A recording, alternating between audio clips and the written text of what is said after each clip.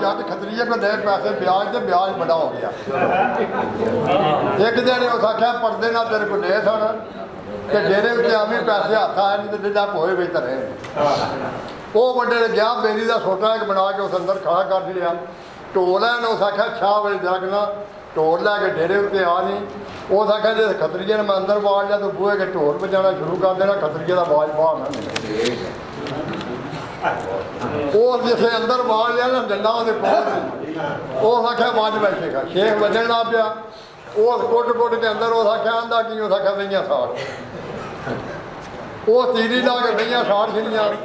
उदों खतरीआ मुड़ा आया तो प्यो पुत्र कदों जाते हट पे तो माइया का ढोल पिया बजदा तो मुड़े आख्या किसी दियां माइया ने उस आख्या चुप करके जद कदों बइयां पे साड़ के हिसाब किताब होता पिया ये हूँ लगा जरा गवैया सड़न लगे हिसाब किताब हो लगा जड़िया सारे असीं कट्ठे हुण ये गवैया का अरक कड्डण लगा।